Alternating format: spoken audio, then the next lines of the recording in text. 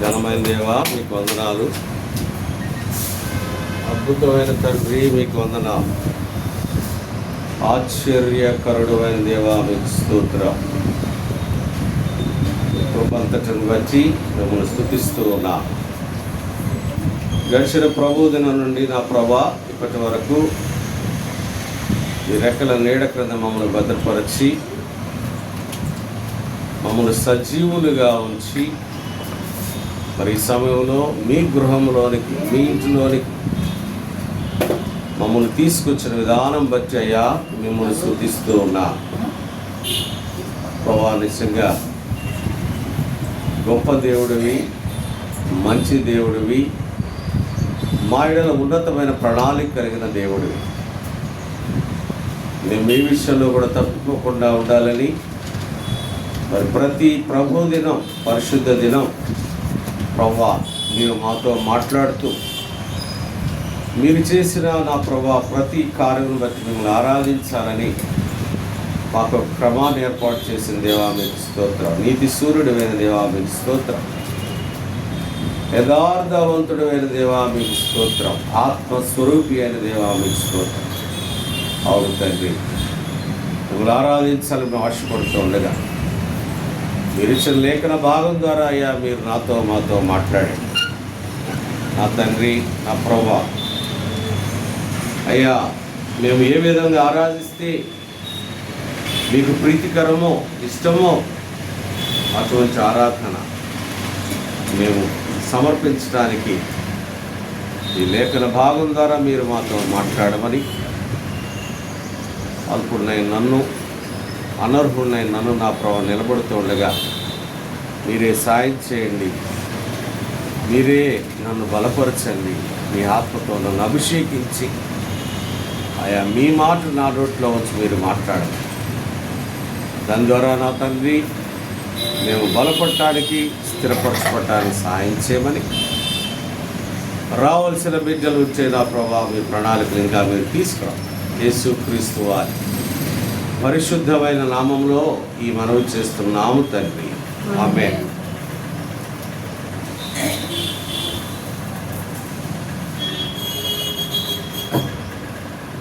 ఇక్కడ దేవుడు మనకిచ్చిన లేఖన భాగంలో చూస్తే ఆయన తండ్రి అయి ఉన్నాడు, మనము ఆయన పిల్లలమై ఉన్నాం. ఆయన తండ్రి అయి ఉన్నాడు, మనము ఆయన పిల్లలమై ఉన్నాము. ఈ యొక్క భాగంలో మనం కొన్ని విషయాలు దేవుడు మనకి నేర్పాలని ఆశపడుతూ ఉన్నాడు. మనము ఎలాంటి పిల్లలము, చూడండి, మనం ఎలాంటి పిల్లలం, అలానే తండ్రి ఎలాంటి వాడు, అలానే మనము ఎలా ఆ తండ్రి పిల్లలమయ్యాం, మనము ఎలా ఆ తండ్రికి పిల్లలమయ్యామో ఆ తండ్రికి మనం ఏం చెయ్యాలి. ఇది ఇక్కడ దేవుడు మనతో మాట్లాడుతున్న విషయం. మనం ఎలాంటి పిల్లలం, మన తండ్రి ఎలాంటి వాడు, అలాగనే మనము ఆయనకి లేకపోతే తండ్రికి మనం ఎలా పిల్లలమయ్యాము, మరి ఆ తండ్రికి మనం చేయవలసిన కార్యములే, మనం ఏం చేయాలి. ఒకసారి చూస్తాము. ఒక కీర్తన 20వ అధ్యాయం, కొంచెం త్వరగా తీయండి, నేను ఇవ్వడానికి ప్రయత్నం చేస్తాను. త్వరగా తీయండి, సమయం 24 వచ్చు. 20వ అధ్యాయం. సిద్ధింపచేసి నీ ఆలోచన యావత్తును. మనిషి యొక్క కోరిక ఏంటంటే మన కోరికల్ని దేవుడు ఆలకించాలి, తర్వాత అలానే మన ఆలోచన అంతా కూడా సఫలం చేయాలని మన కోరిక. జాగ్రత్తగా గమనిద్దాం. మనిషి యొక్క కోరిక ఏంటంటే నేను ఏదైతే కోరుకున్నానో ఆ కోరికను దేవుడు సఫలం చేయాలి, లేకపోతే ఆ కోరికని దేవుడు నాకు ఇవ్వాలి. అనేది మనం ఆలోచిస్తూ ఉంటాం. ఇంకోటి చూస్తే 27 అధ్యాయం 27 2వ వచనం కూడా 27 నా శరీర మాంసము తినుటకై దుష్టులు నా మీదకు వచ్చినప్పుడు నన్ను బాధించు శత్రువులు నా మీదకు వచ్చినప్పుడు వారు తొట్టిల్లి కూలిరి. ఇక్కడ దుష్టుడు అని అంటే శోధన లేదా శ్రమ లేదా దుఃఖం అలా వచ్చినప్పుడు శత్రువైన అపవాది, శత్రువైన సాతాను కూడా తొట్టిల్లి కోలాలి అని మన ఆశ, మన కోరిక. అంటే మన కోరికలు మనం గమనిస్తాం ఇక్కడ. అలాగనే 37వ అధ్యాయం 4వ వచనంలో చూస్తే యెహోవాను బట్టి సంతోషించుము, ఆయన నీ హృదయ వాంఛలను తీర్చును. ఎవరు బట్టి సంతోషించాలట? యెహోవాను బట్టి సంతోషించాలి. ఎందుకంటే నీ కోరికను సిద్ధింపజేసి నీ ఆలోచన యావత్తును సఫలపరిచే దేవుడు. నీ శోధనలో, నీ శ్రమలో, నీ దుఃఖంలో, నీ బాధలో, నీ వేదనలో నీకు నెమ్మదినిచ్చే దేవుడు. దానికి మనం ఏం చేయాలట? ఆయనను బట్టి సంతోషించము. ఎవరిని బట్టి సంతోషించాలి? దేవుడు మనకి తీర్చిన కోరికను బట్టా, లేదా దేవుడు మనకిచ్చిన సమాధానాన్ని బట్టా, దేవుడు మనకిచ్చిన నెమ్మదిని బట్టా కాదు. అవన్నీ ఇచ్చింది ఆయనే. కాబట్టి ఆయనను బట్టి మనము సంతోషించవలసిన వారముగా ఉన్నాం. ఇప్పుడు ఆయన కోరికలు ఏంటో చూద్దాం ఒకసారి. ఇవి మన కోరికలు ఏంటి? మన కోరికలు ఏంటి? మన కోరిక సిద్ధించాలి, మన ఆలోచన అంతా కూడా సఫలం అవ్వాలని మన కోరిక. ఆయన కోరికలు ఏంటి చూడండి ఒకసారి. పేతురు రాసిన 2వ పత్రిక 3వ అధ్యాయం 9వ వచనం. పేతురు రాసిన 2వ పత్రిక 3వ అధ్యాయం 9వ వచనం. అందరూ కొందరు ఆలస్యమని ఎంచుకున్నట్లు ప్రభువు తన వాగ్దానమును గూర్చి ఆలస్యము చేయువాడు కాడు గాని ఎవడు నశింపవలెనని. ఏంటంటే ఆయన కోరిక అందరూ మారు మనసు పొందాలి, కొందరు కాదు. అందుకనే ఆయన రక్షకుడు. ఎవరికైనా అందరికీ రక్షకుడు, మనకే కాదు నా ప్రియులారా. రక్షకుడు అంటే ఆయన కోరిక ఏంటంటే, ఎందుకు మరి మీరు గమనిస్తే 2000లోనే యుగాంతం వస్తుంది అని అన్నారు. మీకు గుర్తుందో లేదో మరి 2000లోనే జూను 6వ తారీఖు 12వ తారీఖు మేము అప్పుడు స్కూల్లో పనిచేస్తాం. మీకు ఎక్కడికి వెళ్తారా బాబు, స్కూల్ ఉండదు మీకు, యుగాంతం అయిపోద్ది అని అనేవాడు. కానీ ఏమైనా అయిందా? ఎందుకు ఇవ్వాల? ఆయన కాదు, అందరూ మారు మనసు పొందారు. మన ఇంటిలోనే లేకపోతే మన బంధువులే, మన శిష్యులే చాలామంది ఏమై ఉంటారు? మారు మనసు పొందకుండా ఉండుంటారు. కాబట్టి ఆయన కోరిక ఏంటంటే, నీవు నేను మనమందరము కూడా మారు మనసు పొంది రక్షణ పొందాలి అనేది ఆయన కోరిక. అలానే లూకా శుభవార్త 13వ అధ్యాయం 3వ వచనంలో, లూకా శుభవార్త 13వ అధ్యాయం, అందుకాయన వారితో ఈ ఉపమానము చెప్పారు, మీరు 13:3 ఏం చదువుతున్నావు? మీరు మారు మనసు కొందరి ఎడల మీరందరూ అలాగే నశింతురు. ప్రియమైన దేవుని బిడ్డ, అంటే ఆయన కోరికను మనం చూస్తే మనం అందరం కూడా మారు మనసు పొందాలని ఆయన కోరిక. తిమోతి రాసిన మొదటి పత్రిక 2వ అధ్యాయం 4వ వచనం. తిమోతి రాసిన మొదటి పత్రిక 2:4.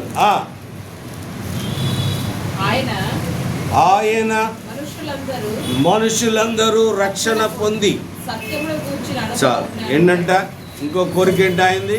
అందరూ కూడా రక్షణ పొందాలి. ఈ అనుభవం నిజంగా దేవుని పెట్టారు. బైబిల్ చదివిన వాళ్ళకే తెలుస్తుంది. ముందు మారు మనసు పొందాలి, తర్వాత రక్షణ పొందాలి. మారు మనసు పొందితేనే రక్షణ. డైరెక్ట్గా కొంతమంది పెళ్లి కోసం బాప్తీసం తీసుకుంటారు. వ్యర్థం. మారు మనసు అనుభవం లేదు. మారు మనసు అనుభవం లేదు. ఎందుకు చెప్తా ఉంది దేవుని వాక్యం? మీరందరూ మారు మనసు పొందాలి. మీ మనసు మారాలి, మీ హృదయం మారాలి, మీ మనసు రూపాంతరం చెందాలి. అంటే ఇంతకుముందు కల్మషంతో, కుట్రతో, కుతంత్రాలతో, మోసంతో మరి ఉన్న ఆ మనసు ఎప్పుడైతే దేవుడు మన యొక్క జీవితంలోకి వచ్చాడో, మన మనసులోకి వచ్చినాడు, ఆ మనసులో నుండి ఇవన్నీ కూడా పోయి మన మనసు మారుద్ది. మనసు మారటం అంటే జీవితమే మారుద్ది ప్రియులారా. జీవితం మారాలని, మనస్సు మారాలని దేవుడి కోరిక.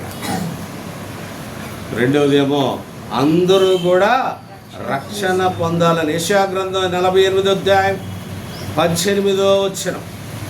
యెషయా గ్రంథం 48:18. నా ఆజ్ఞలను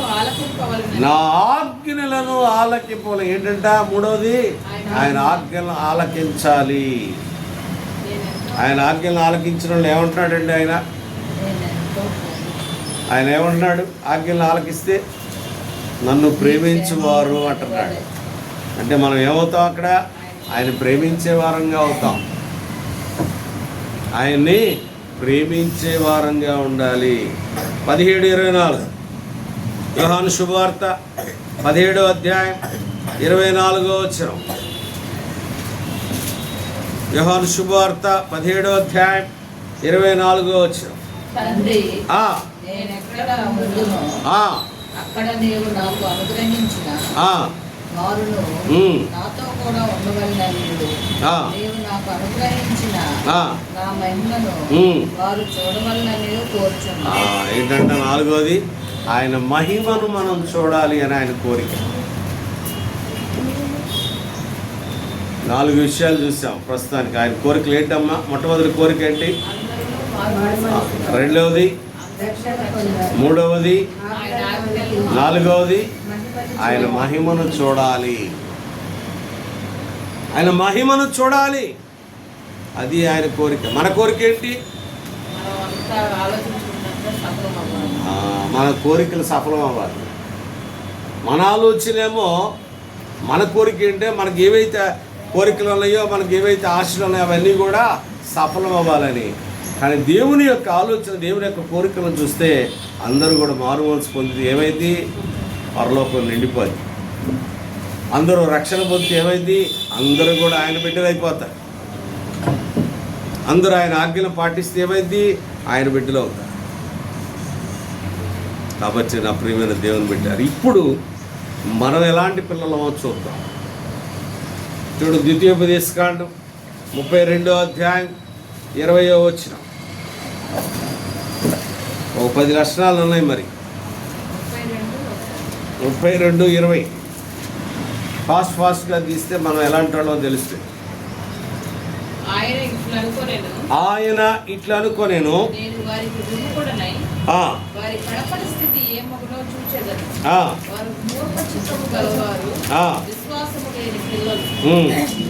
ఎవరంట? మనం ఏ పిల్లలు?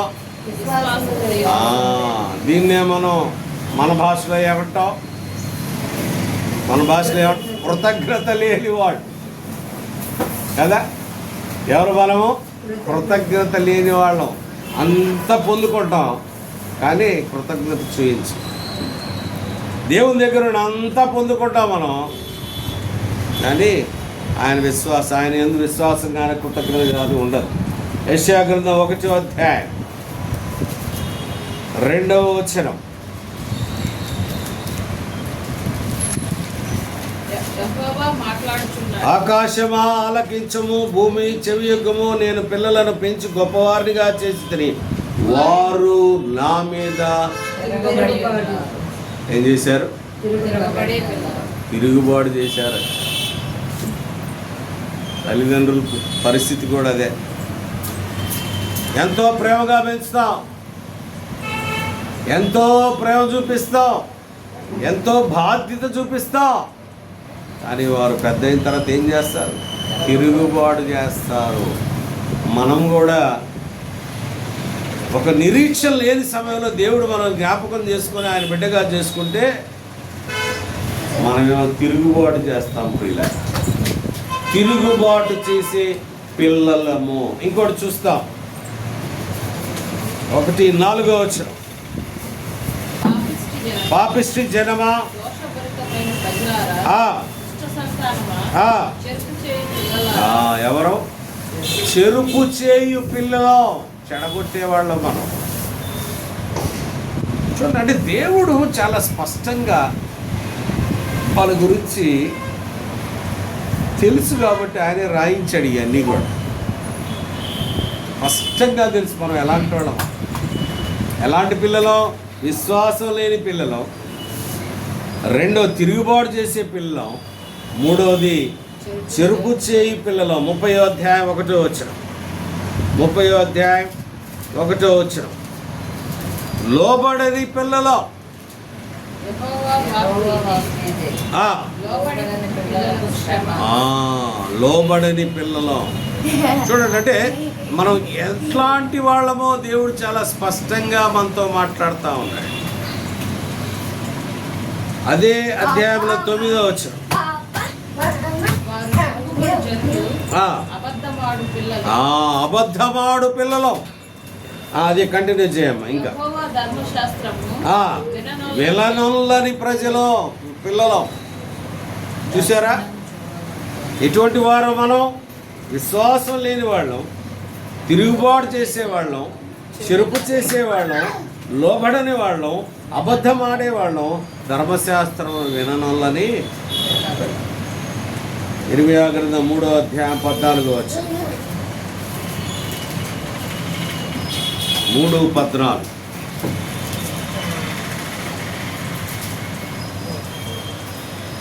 భ్రష్టులకు పిల్లలారా.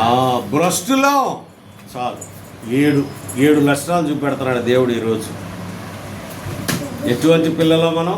విశ్వాసము లేదు, తిరుగుబాటు చేస్తాం, చెరుపు చేస్తాం, అబద్ధంలు ఆడతాం, లోబడము, అలానే ధర్మశాస్త్రాన్ని వినడం, అలానే భ్రష్టులం.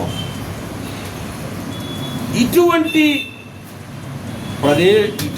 వ్యక్తిత్వం కలిగిన మనకి ఎలాంటి తండ్రి ఉన్నాడు? తండ్రి ఎలాంటి వాడో చూద్దాం. ఇప్పుడేమో కోరికలు చూసాం, దేవుని కోరికలు చూసాం, మనం ఎలాంటి వాళ్ళమో చూసాం. ఇప్పుడు తండ్రి ఎలాంటి వాడో చూద్దాం. చూడండి ఒకసారి యెషయా గ్రంథం 9వ అధ్యాయం 6వ వచనం. యెషయా గ్రంథం. ఏలయనగా మనకు మనకు కుమారుడు అనుగ్రహింపబడెను. ఆయన భుజము మీద రాజ్యభారం ఉండెను. ఆశ్చర్యకరుడు, ఆలోచనకర్త, బలవంతుడైన దేవుడు, నిత్యుడగు తండ్రి. ఎవరంట ఆయన? నిత్యుడగు తండ్రి, సమాధానమునకు అధిపతి. చూడండి ఆయన ఎలాంటి వాడో చూడండి. ఆయన నిత్యుడగు తండ్రి. Is living God, living father, సజీవుడైన దేవుడు, ఎప్పుడూ ఉండే దేవుడు. ఈరోజు నీతో ఉండి, ఈరోజు ఆదివారం మాత్రమే నేను ఉంటాను, లేకపోతే నువ్వు బాగా మంచి నువ్వు అభివృద్ధి చెందినప్పుడు, లేకపోతే నువ్వు సంతోషంగా ఉన్నప్పుడు నీతో ఉంటాను అనే దేవుడు కాదు. ఎవర్ లివింగ్ ఫాదర్, నిత్యుడగు తండ్రి. ఎవర్ లివింగ్ ఫాదర్, నిత్యుడగు తండ్రి. ఇంకోటి చూస్తే యోహాను సువార్త 17వ అధ్యాయం 11వ వచనం చూస్తే, తర్వాత చూస్తాం, అవసరం లేదే. పరిశుద్ధుడైన తండ్రి, ఆయన పరిశుద్ధుడు, ఆయన పరిశుద్ధుడు. మనకి గుర్తుంటానికి ఏంటంటే 1 Peter 1:14 చూస్తే, 1వ అధ్యాయం 14 చూస్తే అక్కడ మాట్లాడతాడు, నేను పరిశుద్ధుడై ఉన్న ప్రకారం. అలానే ఇంకొకటి చూస్తే ఆయన ఎవరై అంటే, ఏ తండ్రి అంటే నీతి స్వరూపుడైన తండ్రి. చూసారు ఆయనకున్న ఆ లక్షణాలు మనం చూస్తే. అట్లానే యెషయా గ్రంథం 1వ అధ్యాయం 19వ వచనంలో చూస్తే, ప్రియమైన దేవుని బిడ్డారా, అలానే ఎఫెసీయులకు రాసిన పత్రిక 1:19వ వచనంలో చూస్తే మహిమా స్వరూపుడైన తండ్రి. ఆయన ఎవరు? మహిమా స్వరూపుడు. అలానే 1 జాన్ 3:16లో చూస్తే ఆయన ప్రేమా స్వరూపి. ఎవరండి? ఆయన ప్రేమ స్వరూపి. ఆయన ప్రేమ స్వరూపి అంటే తండ్రి ఎలాంటి వాడు? మనమేమో అబద్ధాలు ఆడతాం, మనమేమో కొన్నిసార్లే దేవుడికి నమ్మకంగా ఉంటాం. కానీ ఆయన నిత్యం ఉండే తండ్రి, నిత్యుడు తండ్రి. చూశారంటే దేవుడు ఎంత స్పష్టంగా ఆయన గురించి ఆయన మాట్లాడతా, దేవునికి మనకి ఉన్న వ్యత్యాసాన్ని చూసుకుంటే, నా ప్రియమైన దేవుని బిడ్డలారా, చాలా భయంకరమైన మనుషులు. చూడండి, యాకోబు పత్రిక 1వ అధ్యాయం 17వ వచనంలో చూస్తే, జ్యోతిర్మయుడగు తండ్రి. మనకేముందండి, ఇదేమో పగలు ఉంటుంది, అదేమో రాత్రి ఉంటుంది. ఆయన నిత్యమో జ్యోతి, వెలుగుతూ ఉన్న దేవుడు, జ్యోతిర్మయుడగు తండ్రి. కాబట్టి ఇటువంటి వ్యక్తిత్వం కలిగి ఇక్కడ 2 విషయాలు మనం జ్ఞాపకం చేసుకున్నాం. మనము ఎవరండి? మనం విశ్వాసం లేని పిల్లలం, తిరుగుబాటు చేసే పిల్లలం, చెరుపు చేయి పిల్లలం, అబద్ధం ఆడే పిల్లలం, లోబడని పిల్లలం, ధర్మశాస్త్ర వెన్నోల పిల్లలం, అలానే భ్రష్టులైన పిల్లలని మనకి ఎవరున్నాడు? పరిశుద్ధుడైన తండ్రి ఉన్నాడు, నిత్యుడగు తండ్రి ఉన్నాడు, నీతి స్వరూపుడైన తండ్రి ఉన్నాడు, మహిమా స్వరూపుడైన తండ్రి ఉన్నాడు. మీరు ఎఫెసీయులకు రాత్రి 1వ అధ్యాయంలో 4వ వచనంలో చూస్తే ఆయన మహిమైశ్వర్యములు అన్నీ నీ అవసరాలను తీరుస్తాడండి. చూసారా? కాబట్టి అటువంటి తండ్రి మనకు ఉండగా, మరి దేవుడు మనల్ని, మన భ్రష్టులైన మనల్ని, అబద్ధాలాడే మనల్ని, విశ్వాసం లేని మనల్ని, అలానే లోబడని మనల్ని, చెరుపు చేయి మనల్ని, ధర్మశాస్త్రం వెళ్ళడానికి మనల్ని ఏం చేశాడు ఆయన? ఇప్పుడు చూద్దామండి. 100వ కీర్తన ఆయన చేసినది ఏంటి? 3వ వచనం, యెహోవాయే దేవుడని తెలుసుకొనుడి, ఆయనే మనలను పుట్టించెను. ఏంటంట అంటే ఇక్కడ ఇంకొక విషయాన్ని నేను ఇంకొంచెం స్పష్టంగా మనం మాట్లాడుకుంటే, నా ప్రియమైన దేవుని బిడ్డ, ఈ పుట్టుక, ఈ జన్మ అనేది ఆత్మీయమైన జన్మ, ఆధ్యాత్మికమైన జన్మ. చూసారా? మనకు తెలుసు కదా, పాతవి గతించెను, సమస్తమును కొత్తవాయను. ఎప్పుడు? ఏంటది? చదవమ్మ ఒకసారి, 5:17 చదవమ్మ. క్రీస్తునందుని ఎళ్ళ, ఆ తర్వాత చదవట్లా, ఆ తర్వాత చెప్పండి. నూతన సృష్టి, న్యూ బోర్న్. నేను ఆ పదం కోసమే చూశాను, మిగతా అన్నీ చెబుతుంది, అది చెప్పట్లా. ఏమ్మా? మిగతా అన్నీ చెబుతుంది కానీ పాప ఒకటి అసలు పోగొడుతుంది. మహిళా దినోత్సవం రోజు ఉత్సవం ఉంది కానీ దినం లేదట్టుకుంది. ఉత్సవం ఎప్పుడూ ఉండాలా, ఒకరోజే కాదు, ఇది ఎప్పుడూ ఉండాలా. కాబట్టి నా ప్రియమైన దేవుని బిడ్డలారా, మనం నూతన సృష్టి. మనం అబద్ధాలాడుతూ, విశ్వాసం లేకుండా, లోబడనల్లకుండా, తిరుగుబాటు చేస్తూ, భ్రష్టులుగా మనల్ని ఆయన రక్తము ద్వారా మనల్ని ఒక నూతన సృష్టిగా చేశాడు. ఆయన పుట్టించిన దేవుడు, ఆయన మన సృష్టికర్త. Is our creator. చూసారా? ఎవరండి ఆయన? మన సృష్టికర్త, మనల్ని పుట్టించిన దేవుడు. 64వ అధ్యాయం 8వ వచనం, యెషయా గ్రంథం 64వ అధ్యాయం 8, నీ యెహోవా నీవే మాకు తండ్రివి, మేము జిగట మన్ను, నీవు మాకు కుమ్మరివాడువు, మేమందరము నీ చేతి పని అయి ఉన్నాము.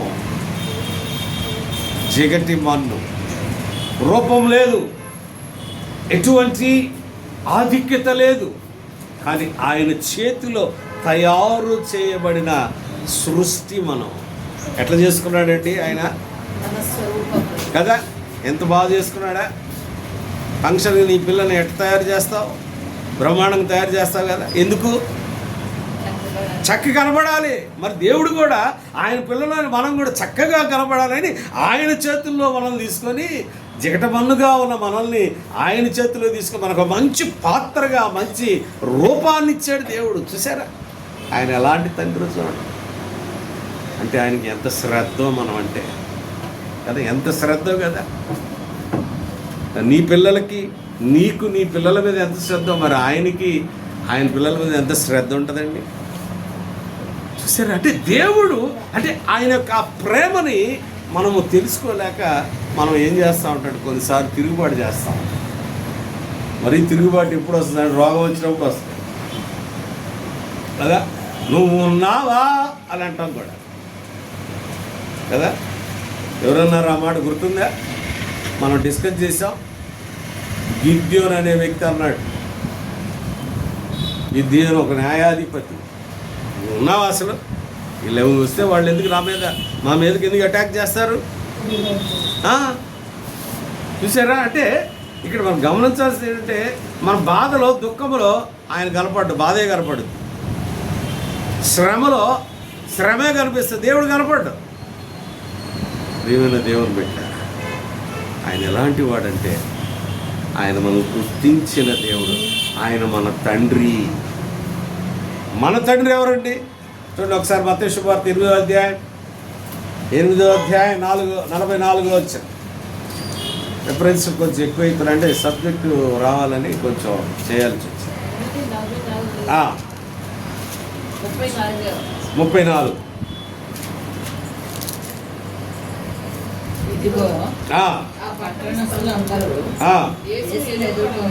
సారీ, ఇది యోహాను శుభవార్త. యోహాను శుభవార్త 8వ అధ్యాయం 44వ వచనములో చెప్తా ఉన్నాడు, మీరు మీ తండ్రి యొక్క అపవాది సంబంధులు. ఎవరండి మన తండ్రి? ఎవరండి మన తండ్రి? అక్కడ ఏముంది? చదువు, అది చదువు. 44 పైన ఉంది చూడు. ఎవరు మన తండ్రి? ఎవరు కదా? అపవాది తండ్రిగా ఉన్న మనల్ని దేవుడు ఏం చేశాడు? ఆయన రక్తములో కడగటం ద్వారా ఆయన పిల్లలుగా చేసుకున్నాడు. ఇప్పుడు చూస్తాం 1వ అధ్యాయం, యోహాను శుభవార్త 1వ అధ్యాయం 11, 12 వచనాల్లో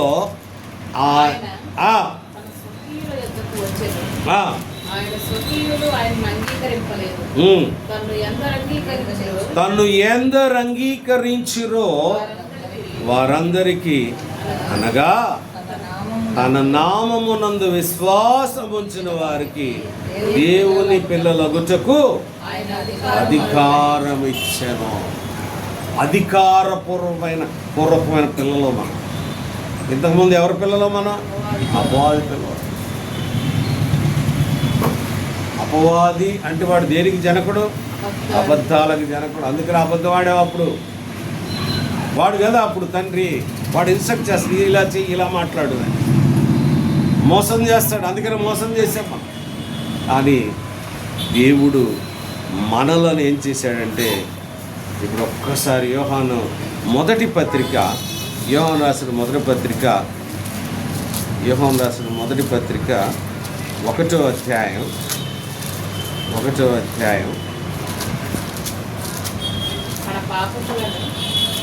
చివరి వచనం ఉంటుందమ్మా, కింద వచనం 9వ వచనం.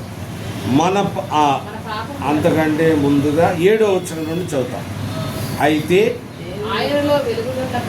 ఆయన వెలుగులోనున్న ప్రకారము మనమును వెలుగులో నడిచిన ఎడల మనము అన్యోన్య సహవాసం గలవారమై ఉందుము. అప్పుడు ఆయన కుమారుడైన యేసు రక్తము ప్రతి పాపము నుండి మనలను పవిత్రులుగా చేయును. ఎలా అయ్యాము? ఆయన పిల్లలముగా ఎలా అయ్యామో ఆయన రక్తము మన మీద ప్రోక్షించుట ద్వారా ఆయన పిల్లలయ్యాము. 4 విషయాలు చూసాం. ఒకటి, మన కోరికలు ఏంటో చూసాం, ఆయన కోరిక ఏంటో చూసాం. మనం ఎలాంటి వారమో చూసాం, ఆయన ఎలాంటి వారో చూసాం. తర్వాత మనలను ఆయన ఏం చేశాడు, మన కోసం ఆయన ఏం చేశాడు, ఆయన రక్తాన్ని చిందించాడు. మరి ఇప్పుడు మనం ఏం చేయాలి? మత్తయి శుభవార్త 4:24, యోహాను శుభవార్త 4:24, దేవుడు ఆత్మ గనుక ఆయనను ఆరాధించువారు ఆత్మతోనూ సత్యముతోనూ ఇప్పుడు ఆరాధించాలి.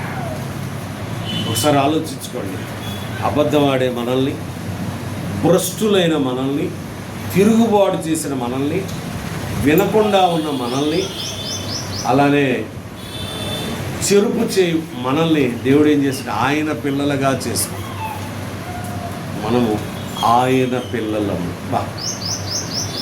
ఎంత ఆధిక్యత చూడండి. అధికారపూర్వకంగా ఇచ్చాడు ఆ ఆధిక్యత. ఎవరొచ్చు సరేనా నువ్వు మొబైలే అని అలా ఆయన రక్తాన్ని మన మీద ప్రోక్షించడం ద్వారా నా ప్రియమైన దేవుడు పెట్టారా, ఆయన పిల్లలుగా చేసుకున్న దేవుణ్ణి మనము రోజున ఆత్మతోనూ సత్యముతోనూ ఆరాధించాలి. అదే కోరుకుంటున్నాడు దేవుడు. దేవుడు కోరుకునేది ఏంటో తెలుసా? ఆరాధన మాత్రం. అది కూడా ఏ ఆరాధన? హృదయపూర్వకం విరిగి నలిగిన హృదయపు ఆరాధన ఆయన కోరు.